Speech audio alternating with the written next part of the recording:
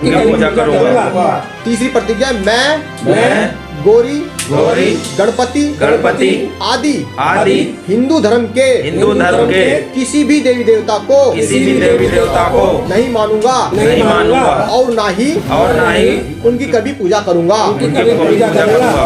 चौथी प्रतिज्ञा है, मैं इस बात पर विश्वास नहीं करूंगा कि ईश्वर ने कभी अवतार लिया है। पांचवी प्रतिज्ञा है, मैं यह बात कभी नहीं मानूंगा कि भगवान बुद्ध विष्णु के अवतार है। मैं ऐसे प्रचार को पागलपन का झूठा प्रचार समझता हूँ। छठी प्रतिज्ञा है, मैं कभी श्राद्ध नहीं करूंगा। जो 22 जनवरी 2024 को हम लोगों ने आज ये प्रेस कॉन्फ्रेंस रखी आप सभी के सामने, और आप इस कॉन्फ्रेंस में आज लोग आए हो कि देश के अंदर एक तरफ जो हिंदुवादी लोग हैं वो अपने प्रचार प्रसार में लगे हुए हैं, और इस तरफ देश के अंदर जो भारतीय संविधान बाबा साहब के द्वारा दिया गया है, हम लोग जो बाबा साहब को मानने वाले लोग, हम चाहते हैं कि देश के अंदर भारतीय संविधान का प्रचार प्रसार हो।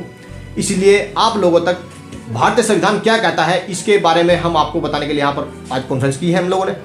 तो जो हमारी प्रस्तावना है वो कहती है कि हम भारत के लोग, with the people of India, हम भारत के लोग भारत को एक संपूर्ण प्रभुत्व संपन्न, समाजवादी, धर्मनिरपेक्ष, लोकतंत्रात्मक गणराज्य बनाने के लिए तथा उसके समस्त नागरिकों को सामाजिक, आर्थिक व राजनीतिक न्याय, विचार अभिव्यक्ति, विश्वास, धर्म और उपासना की स्वतंत्रता, प्रतिष्ठा और अवसर की क्षमता प्राप्त कराने के लिए तथा उन सब में व्यक्ति की गरिमा और राष्ट्र की एकता और अखंडता सुनिश्चित करने वाली बंधुता बढ़ाने के लिए दृढ़ संकल्प होकर अपनी इस संविधान सभा में आज दिनांक 26 नवंबर 1949 को इस संविधान को अंगीकृत, अद्यतन और अधिनियमित करते हैं।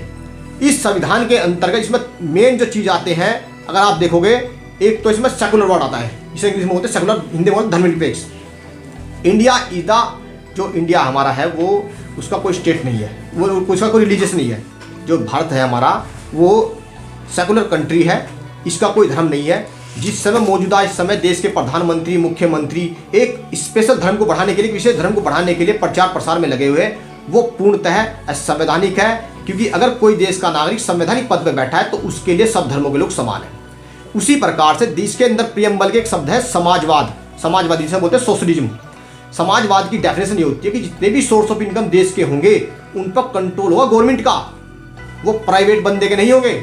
लेकिन ये जो मौजूदा सरकार है, देश के अंदर जो भी संसाधन है उनको प्राइवेट करती जा रही है और जनता के हाथों से छीन करके एक व्यक्ति विशेष के हाथों में देती जा रही है। ठीक है, ये इसके अंदर मेन मुद्दों की आज के डेट में लड़ाई है। और सामाजिक न्याय, आर्थिक न्याय की तो बात चलिए, आपको पता ही है आर्थिक रूप से लोग कितने बेकार आज की डेट में, लोगों के पास संसाधन नहीं है, सक्षम नहीं लोग। खुद सरकारी रिकॉर्ड है कि देश की 71% रुपया देश का 1% लोग लिए बैठे हैं। तो ये बहुत सारे मुद्दे इसके अंदर प्रस्तावना के हैं, इस पर हम ज़्यादा चर्चा न करके कि भैया तुम्हें इस सिद्धांत को मानना है, लेकिन पिछले 67 सालों से समाज के लोगों ने इन पर प्रॉपर तरीके से काम नहीं किया। अगर 67 साल तक काम करते तो शायद ये प्रतिज्ञा हमारा होने वाला बच्चा भी समझ जाता कि क्या है मिशन हमारा। हमें कुछ नहीं करना, हमारा बुद्धिज्म भी इसी के अंदर आएगा, समानता की बात भी इसके अंदर आएगी, और जिन कुरीतियों में हम लोग फंसे हुए हैं उनका भी समाधान ये 22 प्रतिज्ञा करेंगी। ये हमारी नहीं है, ये बाबा साहब अम्बेडकर का दिया हुआ है। हम तो सिर्फ इनको प्रचार प्रसार करने के लिए यहाँ पर आए हैं। बाबा साहब अम्बेडकर ने 14 अक्टूबर 1956 को अपने 8 लाख अनुयायियों के साथ नागपुर में दीक्षा ली थी। तो आज हम उसी को दोहरा रहे हैं। सभी एक साथ बोलेंगे, सभी मैं ब्रह्मा विष्णु और महेश को कभी ईश्वर नहीं मानूंगा और ना ही कभी उनकी पूजा करूंगा। दूसरी प्रतिज्ञा है, मैं राम और कृष्ण को ईश्वर नहीं मानूंगा और ना ही उनकी कभी पूजा करूंगा। तीसरी प्रतिज्ञा, मैं गौरी गणपति आदि हिंदू धर्म के किसी भी देवी देवता को नहीं मानूंगा और ना ही उनकी कभी पूजा करूंगा। चौथी प्रतिज्ञा है मैं इस बात पर विश्वास नहीं करूंगा कि ईश्वर ने कभी अवतार लिया है। पांचवी प्रतिज्ञा है मैं यह बात कभी नहीं मानूंगा कि भगवान बुद्ध विष्णु के अवतार हैं। मैं ऐसे प्रचार को पागलपन का झूठा प्रचार समझता हूँ। छठी प्रतिज्ञा है मैं कभी श्राद्ध नहीं करूंगा और ना ही कभी पिंडदान करूंगा। सातवीं प्रतिज्ञा है मैं बौद्ध धर्म के विरुद्ध कोई भी आचरण नहीं करूंगा। आठवीं प्रतिज्ञा है मैं कोई भी संस्कार ब्राह्मणों के हाथों से नहीं कराऊंगा। नौवीं है मैं इस सिद्धांत को मानूंगा कि सभी मनुष्य एक समान है। 10वीं प्रतिज्ञा है मैं समानता की स्थापना के लिए प्रयत्न करूंगा। 11वीं प्रतिज्ञा है मैं भगवान बुद्ध के अष्टांगिक मार्ग पूर्ण रूप से पालन करूंगा। 12वीं प्रतिज्ञा है मैं भगवान बुद्ध द्वारा बताई गई 10 पारमिताओं का पूर्ण पालन करूंगा। 13वीं प्रतिज्ञा है मैं प्राणी मात्र पर दया रखूंगा और उनका लालन पालन करूंगा। 14वीं प्रतिज्ञा है मैं कभी चोरी नहीं करूंगा। 15वीं प्रतिज्ञा है मैं कभी झूठ नहीं बोलूंगा।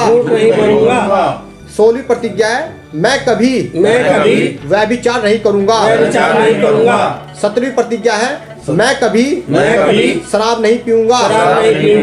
18वीं प्रतिज्ञा है मैं अपने जीवन को बौद्ध धर्म के तीन तत्व यानी ज्ञानशील करुणा के अनुरूप ढालने का प्रयत्न करूंगा।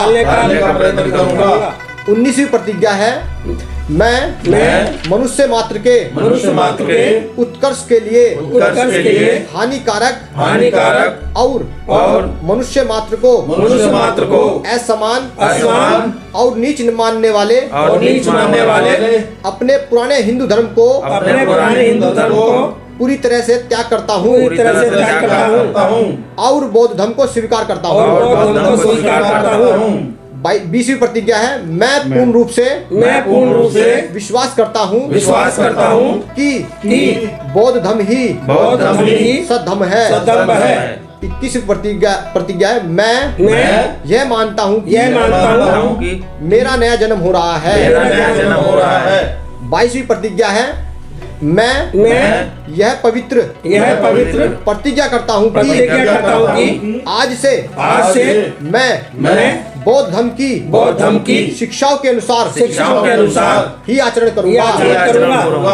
इन 22 प्रतिज्ञाओं का जनता तक पहुंचाने का हमारा उद्देश्य है। ये बाबा साहब ने उस समय समाज के 8 से 10 लाख लोगों के सामने कही थी। जिस प्रकार आज हिंदूवादी लोगों ने जो राम मंदिर के अंदर भगवान बुद्ध को विष्णु का 9वां अवतार बताया है वो पूर्णतः झूठा है, पागलपन है। हमें समाज को अपने इन प्रतिज्ञाओं को अगर हम सही तरह पहुंचा दें, हमारा समाज आज की डेट में मन नशे में बहुत ज़्यादा लिप्त है। वो नशे से अगर बाहर आ जाए, शिक्षा की तरफ अपने आप को बढ़ा ले, तो हमारे समाज का बहुत ज़्यादा उद्धार हो जाएगा। हमें जितने भी गलत हमारे अंदर एक्टिविटी हमें छोड़नी होगी और हमें मानवता वाला जीवन जीना होगा जो सबके कल्याण का हो, हमारे कल्याण का भी हो, समाज के कल्याण का, देश के कल्याण का भी है। वह है बुद्ध का मार्ग। बाबा साहब ने ये हमें प्रतिज्ञा ऐसे नहीं दी थी। एक मैं छोटी सी बात और बताना चाहूँगा।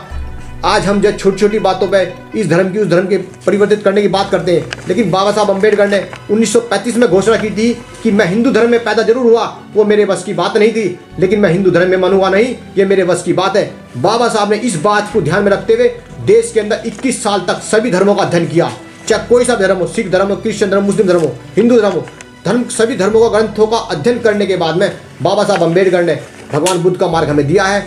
हमें ये करना चाहिए, जब हम बाबा साहब का दिया हुआ आरक्षण लेने के लिए अगर रहते हैं, आरक्षण के लिए बाबा साहब को मानते हैं, तो हम बाबा साहब की प्रतिज्ञाओं को भी उतनी महत्व दे, उतनी इनको वो समझे जो बाबा साहब ने हमें दी है। 22 जनवरी इसलिए चुना गया है कि ये ऐतिहासिक दिन है जी। 22 जनवरी 1949 को बाबा साहब ने जो हमारे समाज को, दलित, शोषित, वंचित समाज को, देश की जनता को प्रियम्बल दिया था जी। प्रियम्बल दिया था 22 जनवरी 1949 को। तो इस वजह से आज ये ऐतिहासिक दिन है। तो सर, जिस तरफ आज 22 तारीख को है और हिंदू राज यानी आज पत्थरों में एक जान डाला जा रहा है और आप ये ऐसे कर रहे हो, तो इसमें आप विरोध नहीं कर रहे हो क्या?